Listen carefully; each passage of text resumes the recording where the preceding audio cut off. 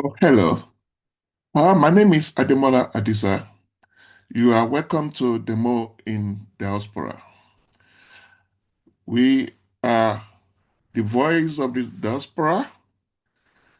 We will be bringing you issues regarding Africa and particularly Nigeria in all aspects of life.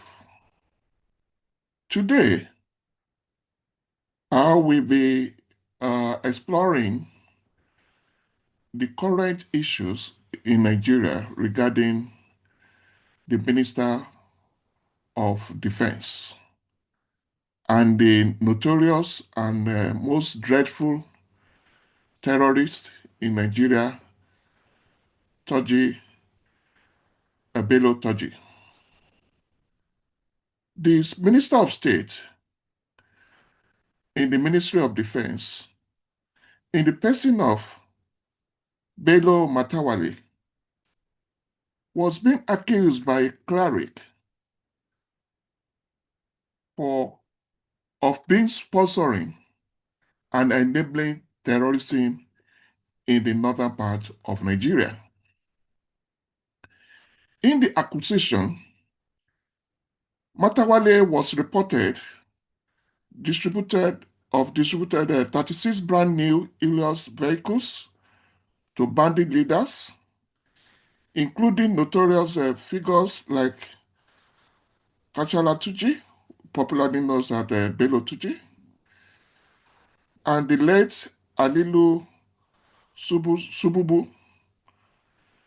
He also alleged bought rustled animals directly from bandits at a rate at a very flat rate during the Salah and Festival periods. He was also allegedly accused of granting asylum to bandits at the government house when he was the governor and regularly inviting bandits commanders despite their involvement in killings, kidnappings, and mass displacement. Under his administration, a notorious bandit, Ado Aleru, was to banned as Sheikh Fulani, that's the chief of Fulani, of Yadoto Emirate as part of a peace-building effort. He was also accused of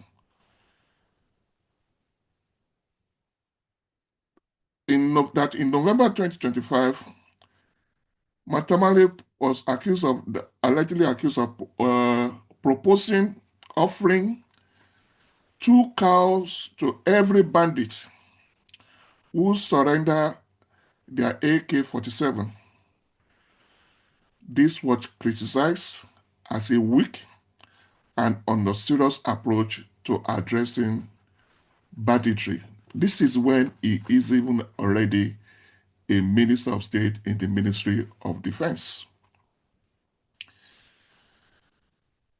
In 2023, Bello Turji, having fall off with Bello Matawalle, he featured in the video and also accused Matawalle of escalating banditry in the north, especially in the northwest, by pampering certain groups of bandits and housing them at the governor's house. It was also alleged that ransom payments from bandits for abducted individuals were facilitated to the governor's house when it was the governor of Zamfara states. This allegation he has vehemently denied, But the accusers were also vehemently stand by their accusation, and they are ready to testify in court. But with the twist of fate, we have the notorious Bello Turji coming out in a recent video to defend the Minister of State, Bello Matawalle, that he had no dealing with him, that he never gave him any money, and he never negotiated anything from him, that whatever he did with him is judged in the process of peaceful negotiations of his terrorist act. This is very, very much concerning that a terrorist, the most wanted terrorist, is standing at a gap and in defense of a minister of the Federal Republic of Nigeria who are being accused and allegedly accused of sponsoring terrorism. So the terrorists are defending the minister that was supposed to defend Nigeria against terror. This is an unholy alliance. Who exactly is Bello Turji? Bello Turji is a very notorious terrorist. He has been in operations as far back as 2011 when he first started his operation in avengance of his brother that was killed by vigilante. I'm going to show you a table of activities of Bello Turji and his operations over the time. Now let's look through these activities. In 2011, in Cafe in Zamfara State,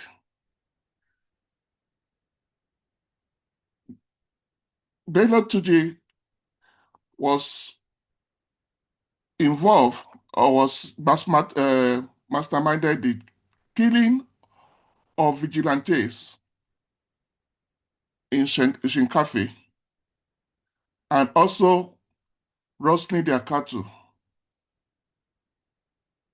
The number of the victims were unknown, but there are quite a number of them.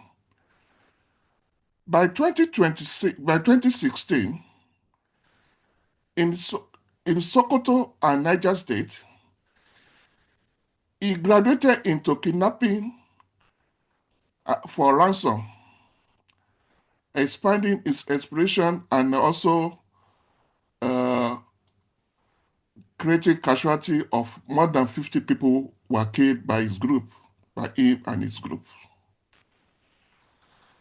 Also, in 2020, in Gida Bawa in Sokoto State, it was said to have ambushed traders and fidelity attacks, vigilantes, and killed more than 20 people. In 2021, in Sabon Bami in Sokoto, he also massacred and also started extortion of farmers, collecting the ransom and also levying taxes on on farmers as well as market and as a market people to attend marketing and for them to go onto their farm. During this period, more than 60 people fall as a casualty under his operation. In 1922, at Arika and Bukuyum in Zamfara state, he massacred more than 200 civilians. While in between 2022 and 2023, both in Sokoto and Zamfara, he engaged in economic sabotage of Nigeria telecommunication masts, destroying not the telecommunication masts as well as power transmitting masts. People were also killed. Also in Zamfara, in late 2022, this is when there was the negotiations, and all these they were given they were alleged to have been given Bello Turji, particularly 30 million naira as a part of the peaceful negotiation. It was also his group were also given the vehicles, 36 brand new Helios vehicles, brand new Toyota Helios vehicles, and also member of the terrorist groups were Toban and as Sheikh of Fulani, the chief of Fulani, and giving chieftaincy recognition by the governor by the governor then of that Matawalle Bello Matawalle. Now, he also by this year, his activities was seriously challenged under the leadership by the military, under the command of General Christopher Musa when he was the chief of defense staff. General Musa was so much in serious counter operations against the terrorists. He also preached against giving them ransom and negotiation, and if they are not ready to submit their arms, and also giving them recognition in the society. Actually, I don't in this I can't believe that somebody like Bello Matawalle, who has this history, should be in government. How can person of this nature even be nominated? How did he even evade screening, security screening for the Senate by the Senate? If El-Rufai was able to be picked up as a security risk and denied confirmation as minister, how come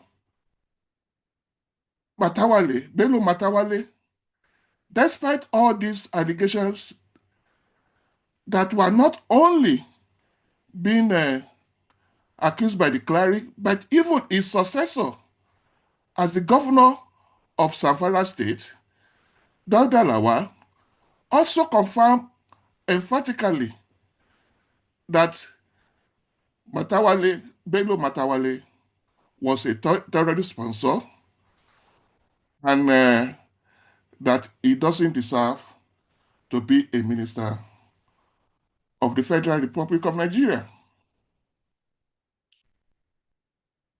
But the issue is,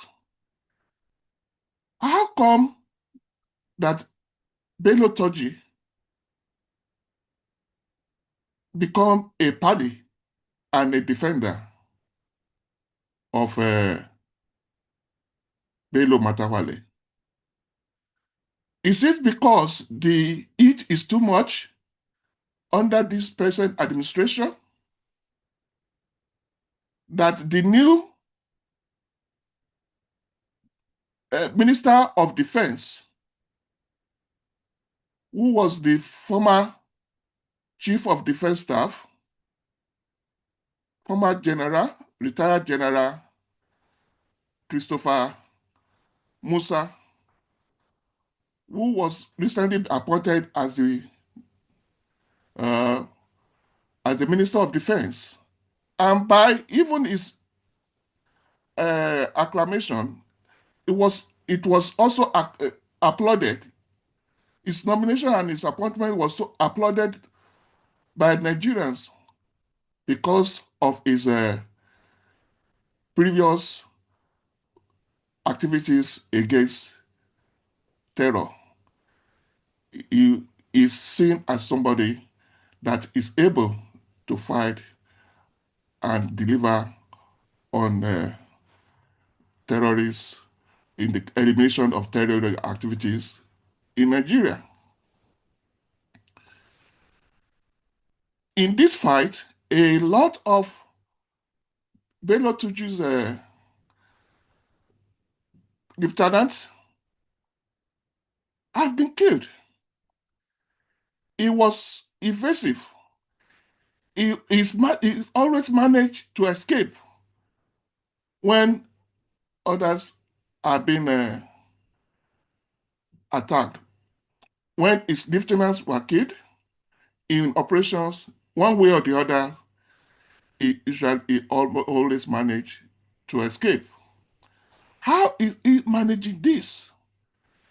Let's look at some of his lieutenants that have lost their life in the process of terror, why of these operations, why Bello Turji is still managing to be alive. Uh,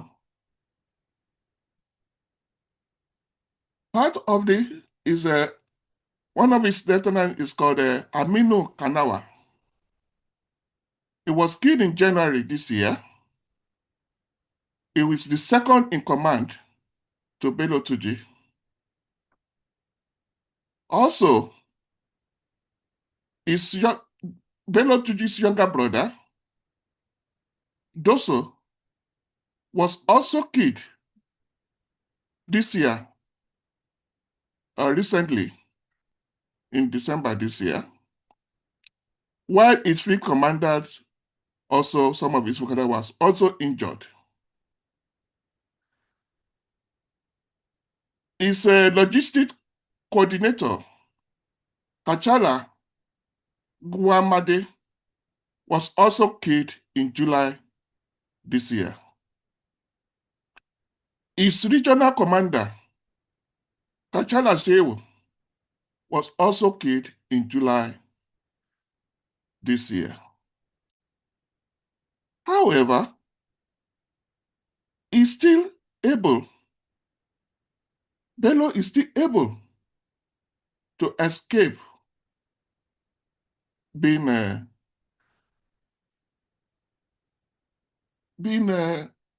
arrested or being eliminated, despite his activities over the years from 2015 up to date. Its activities in Sabongimi massacre, in activities in Garden Power ambush, in the Zamfara massacre, where more than 200 people were killed in 2023. Is also uh, the dissemination of his infrastructure of his team, and also destruction of infrastructural amenities, infrastructure sabotage, like the destruction of telecommunication mast, as well as power generating power transmissions mast. Actually, the the the the activities of Bello Turji was being able to be managed after Bello Matawalle left government as governor. Even though, as a minister, as a minister of state in the Ministry of Defense, there were also suspicion of nefarious activities and undermining of military intelligence. It's very baffling how a person of this nature can still be in the government of President Bola Ahmed Tinubu. Let's look into why it's still, let's look further into activities of Matawalle, of Bello Turji. Where is it? Where is his modern area of operations? And how is it able to be so evasive and not being caught or not being exterminated? Within his area of operations, let's look into another illustrations of his area of operation.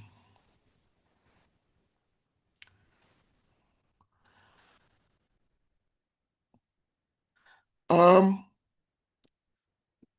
because this will allow us to know how it's been evasive. Its operation cover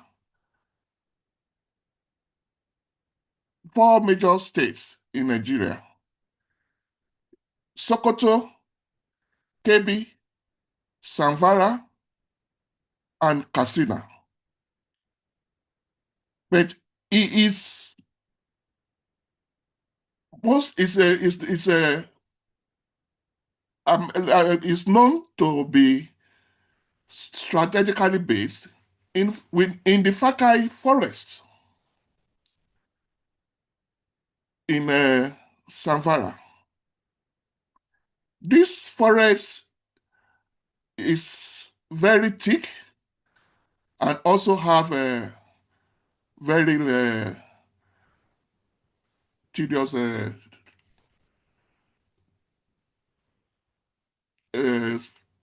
topography. It was it's a mountainous and it's a very rugged area, not easily accessible, and is best known and best understood by the locals in the area. This forest is a no-go area for the local, operations and all the kidnaps for ransoms are brought into this forest where he collects his ransom through his lieutenants who work about to assist him in collection of ransom.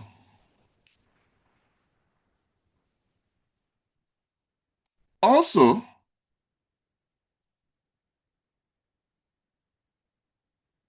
the community, the area, even despite all pressures, areas from also in Mileta and KB, this is the area of operations, and this most densely is the Mileta area, and it move when it's being chased. It also go through Sokoto and into Niger Republic, where it sometimes take sanctuary as well.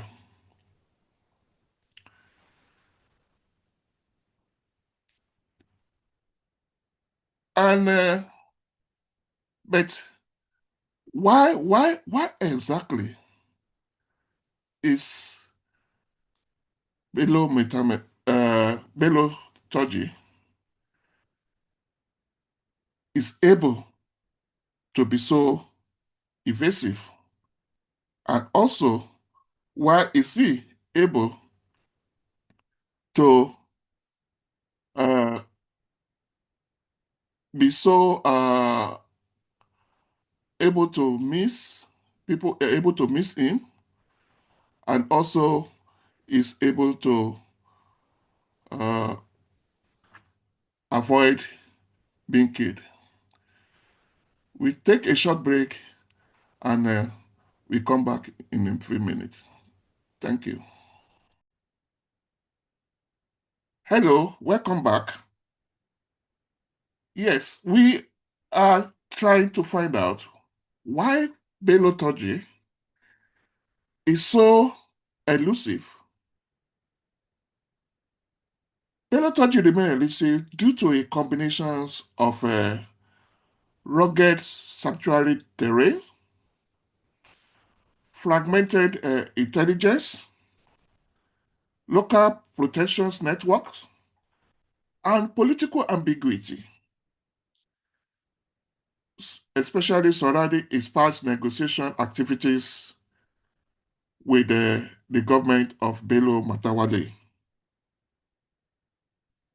His mobility and community ties and tactical discipline make him harder to capture than any other bandit leaders. As I said earlier in our illustration, he operated from a Fakar forest in Zamfara. It's a very dense forest, a very rugged woodland, ideal for concealment and guerrilla tactics. He also moved from Isagabe and Sabo Guinea in Sokoto and the border corridors with Niger Republic. These zones are very difficult for conventional forces to penetrate, especially without local guide or air support. And mind you, because of its nefarious and brutal activities, it was highly feared by the locals. And they are not only paying allegiance to him, they are also paying royalties and taxes to him in exchange for their safety. So it's difficult to extract intelligence information from the locals. A betrayal by any local will also be met with serious retaliation. Even when he was declared wanted in 2028, 2024, despite all activities, he has never been captured and he has never surrendered. Even though he always try as much as possible to relieve tension when the heat is on, he will use the clerics and the locals to plead for negotiation, and is known to have surrendered a few weapons and released some hostages in the heat of times, only for him, when things are subtled down a little bit, to engage in a more heinous and devastating invasion of the people. As I said, a lot of his lieutenants were betrayed, but his Bello Turji always escapes minutes before arrival of the military, which suggests that there is insider leaks or surveillance gaps. It's not by his smartness that he keep on escaping. It's because there are leaks within the military that are providing him information ahead of any operation. These leaks has caused a lot of our soldiers death through ambush, where they were easily being placed in the hand of Bello Turji. His sabotaging of telecommunication masts is also another tactical activities of him to avoid being tracked through telephone networks.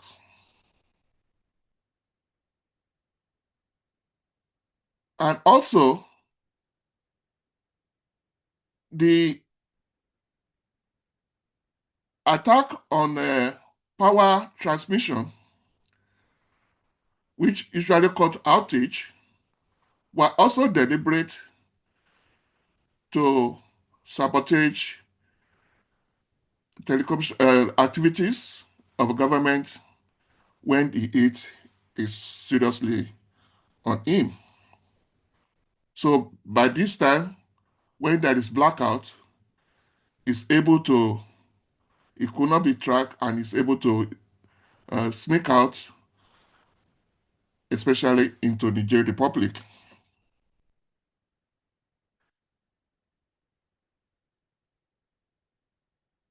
The, the people are very, very much scared of him. So they can't afford to undermine him or to snitch, or else they will deny access to their farmland, to their market, to their cattle, to their trade, and they will be kidnapped also for ransom.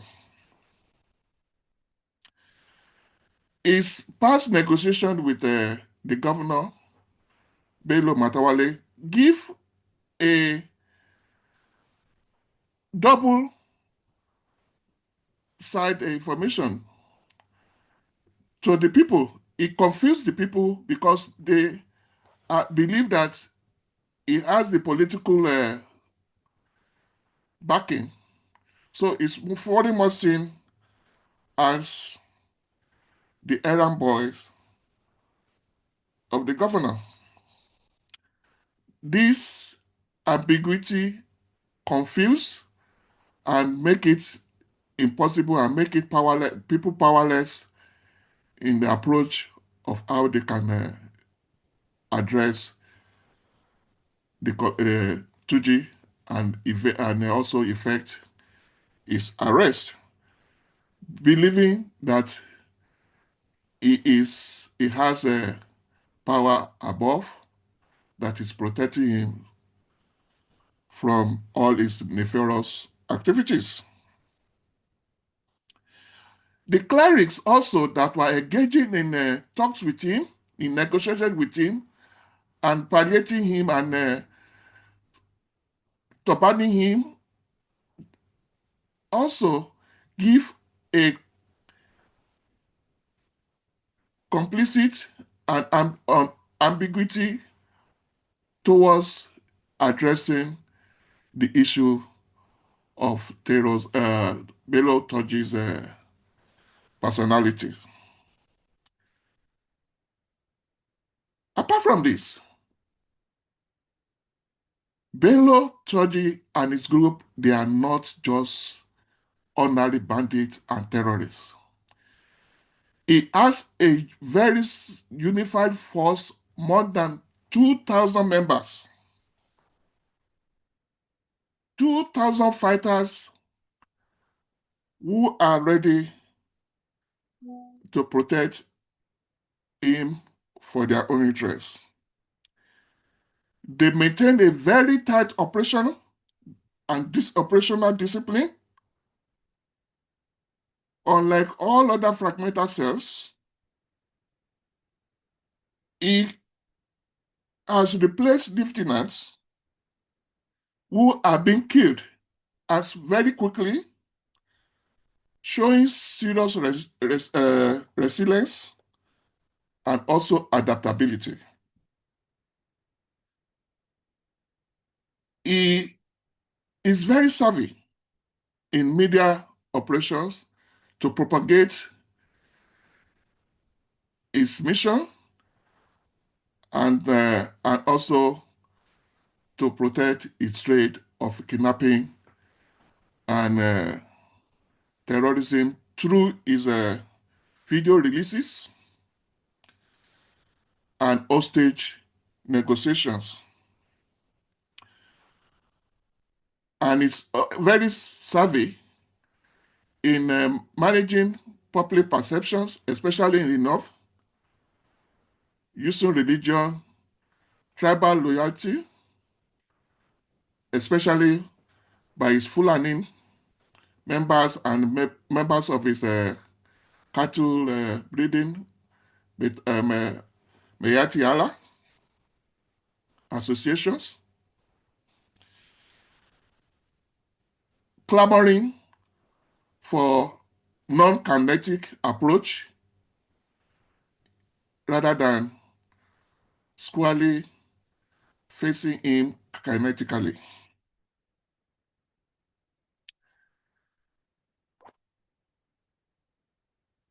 How can this be resolved? How can the government be able to put an end to the atrocities of Bello Turji? A serious military integration and surveillance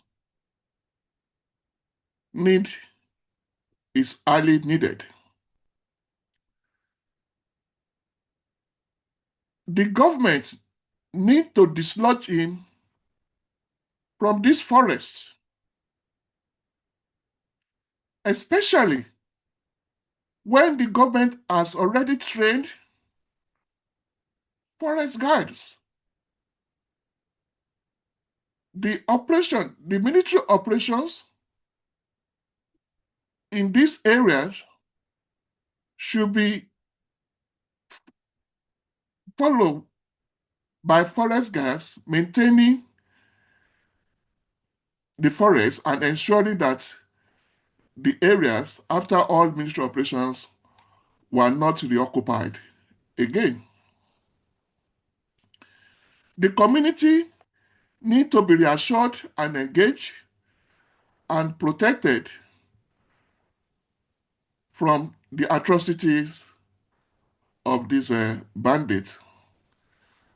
Government need to assure the local that their livelihood, their businesses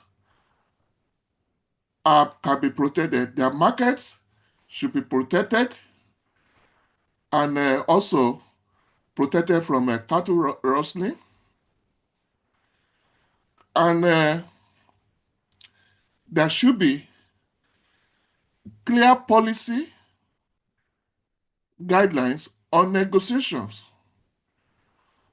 especially by subnationals and individuals.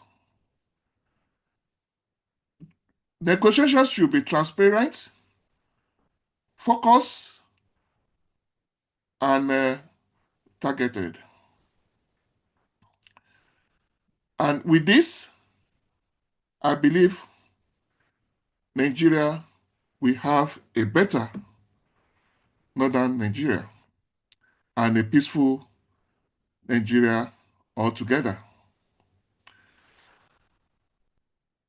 I will implore the president of Nigeria to seriously take the issue of Turji, Bello Turji, and end his reigns of terror in Nigeria.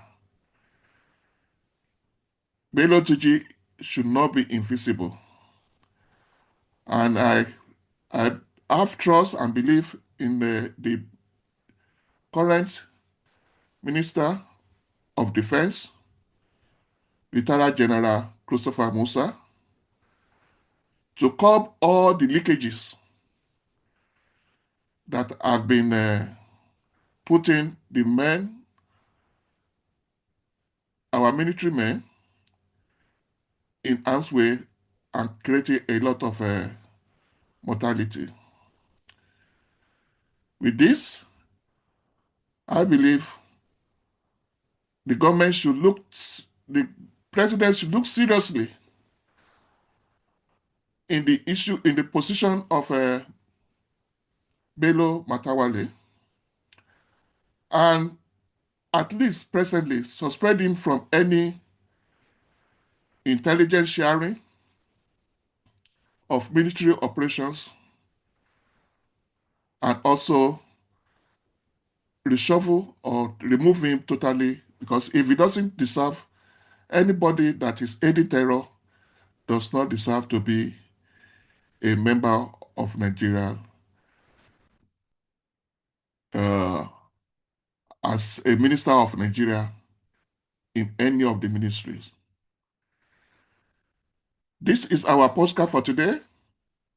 Please encourage us by sharing and by also liking, and please subscribe to this channel, and I promise you we'll be giving you a thorough, details, and informative analysis of events in Africa and most especially within Nigeria politics. Thank you so much for your attention and for your